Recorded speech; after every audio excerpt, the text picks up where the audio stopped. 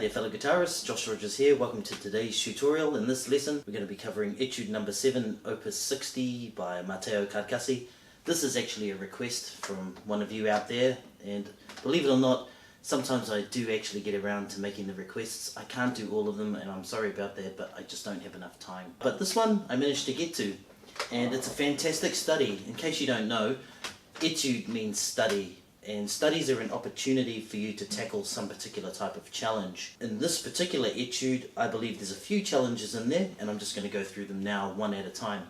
The first one I think is developing a tremolo technique. If you don't know what tremolo is, it's a rapid alternation of your fingers that's meant to emulate either like the human voice or a woodwind instrument or the bowing of a violin. It's meant to create like a continuous type of sound.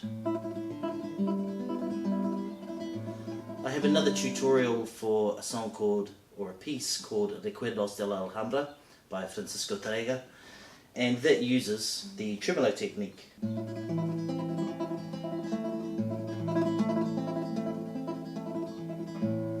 There's many different ways to do a tremolo. There's no set standard way. For example, Ana Vidovic, a wonderful guitar player, she uses index, middle, index, which is kind of unusual. Generally in the classical guitar world, the most common form of doing a tremolo is thumb followed by annular, middle, then index. It can go the other way, thumb, index, middle, annular. As long as it sounds the part, hey, I'm not going to say anything against it. That's one of the first things. The technique is thumb, annular, middle, index. In the opening stanza you can hear. So that's a chance to practice your tremolo technique.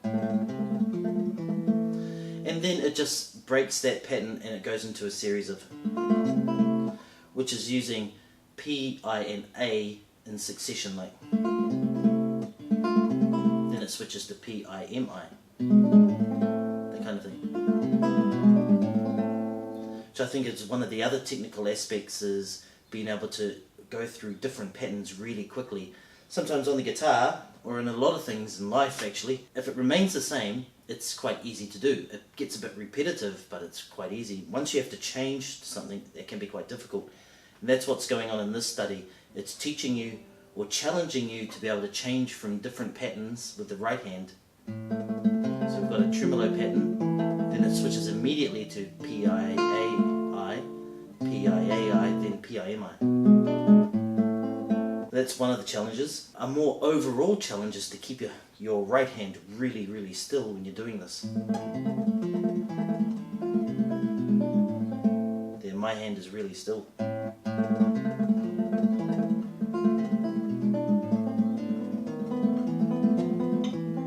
Just try to remember that. Keep everything quite still.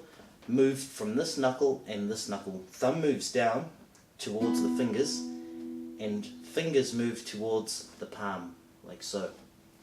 It's like you're grabbing something like this. There's also a little, not really challenging, but a part here where you've got, and that's teaching you to do some nice pull-offs. There's just, when you do a pull-off, make sure you pull down and across the string. If you just lift off, the second note is really weak. Make sure you go down and pull off. The released note, or the note that you sound by doing the pull-off, should be just as strong as the initial note. Not like this. There, it's really weak. There, it's just as strong. And then you've got, which is teaching you to alternate rapidly between thumb, and you can actually choose any finger. On the right hand, I use my middle finger.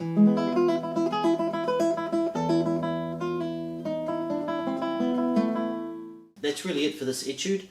Learning how to do the tremolo, and then learning how to change rapidly between different types of arpeggios in the right hand. And also that little bit of a pulling off cleanly with the left hand. Remember, if you like the video, please press that like button and also press the subscribe button while you're at it. That way you get automatically updated every time I upload a video. I upload several times a week, and there's a lot of good stuff. You don't need to read tab, you don't even need to read music, and you can follow along exactly with what I'm doing. If you want the tabs, those are free. Just click on the link in the description down below.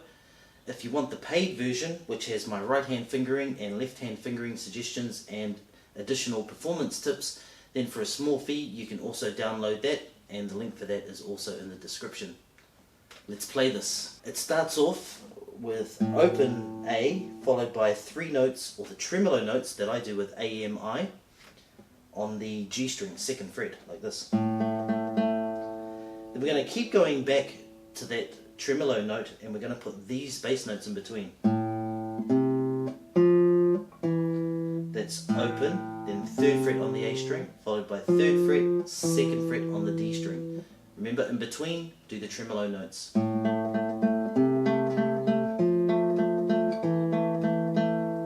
you're going to leave this finger here and you're going to go. That's where we change the pattern here. It's thumb, index, annular, index. That's open D, 2nd fret on the G string, then 1st fret on the 1st string, and then back to the 2nd fret on the G string. Leave that note there. Then you're going to do 3rd fret on the A string, followed by the same note on the G string, and then open E, same pattern. So you've got. Then we're changing patterns. That's P-I-M-I, starting on the 2nd fret of the A string, then to the 1st fret on the G string, then to the 3rd fret on the B string. So we have, then to an A minor. That's open A, 2nd fret on the G string, 1st fret on the B string. From the beginning.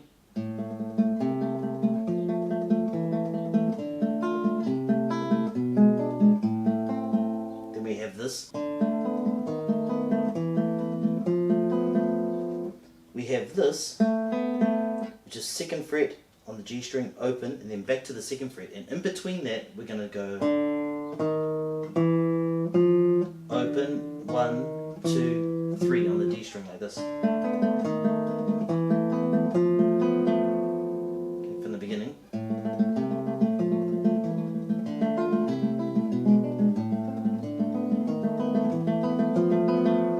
Go into a full A minor chord. It's 2nd fret on the D string, followed by 2nd fret on the G string, 1st fret on the B string, and back to the 2nd fret on the G string. Then we're going to change the bass note.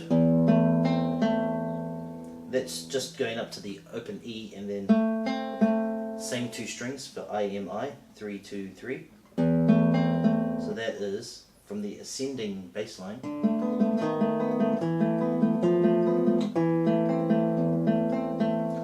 You're going to do the same thing, but take your 1st finger off. So we've got 4, 3, 2, 3. Then open E, 1st fret on the G string, then open E, and then back to the G string. From the ascending bass line.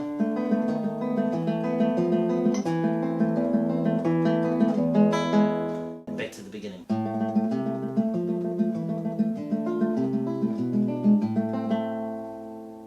Then we have the same beginning here, but instead of going, we're going to do this.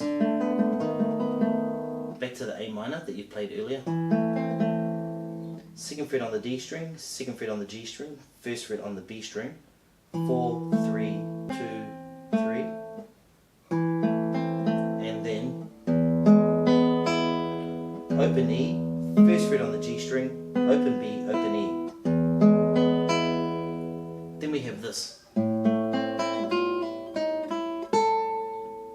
That's open A, 2nd fret on the G string, 1st fret on the B string, open A, followed by a pull off from 1 to 0 on the 1st string, then to the 4th fret on the B string, open E, then 5th fret on the E string.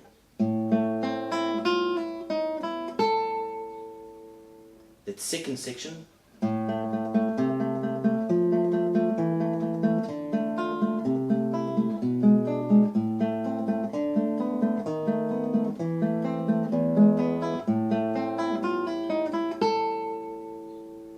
we're moving into the B section. This piece is in binary form, which means A and B. There's an A section, then there's a B section. There's a few other types of forms out there. There's ternary form, rondo form, sonata form. Don't need to go into those right now. But if you're ever thinking about the forms of pieces, you know, like in modern terms you might think of a chorus, and then a verse, and then a bridge. This piece is in binary form, which means it's kind of just got a chorus and a verse, if you will. And sometimes one of those will be repeated, but it doesn't actually change the overall form of the piece.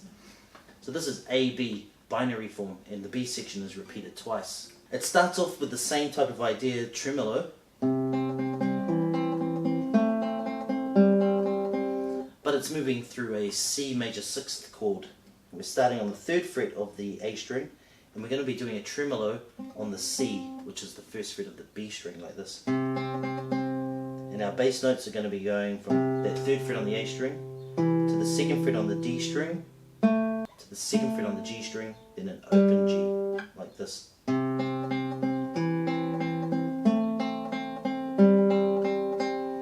Okay, so it's the same idea, it's basically just like this. But we've shifted to the relative major, which is C major. Started off in A minor, and now we're in C major. Then we have a D minor chord, first inversion. That's 3rd fret on the D string, 2nd fret on the G string, 3rd fret on the B string, and we're doing P-I-M-I. Okay, so that comes after those tremolo notes. Then to an A7 chord, 2nd inversion, 2nd fret on the D string, 2nd fret on the B string, and open E. Still picking P-I-M-I. So we have then a D minor chord, open D, 3rd fret on the B string, 1st fret on the 1st string. That section. Then to a D7 chord, open D, 1st fret on the B string, 2nd fret on the 1st string.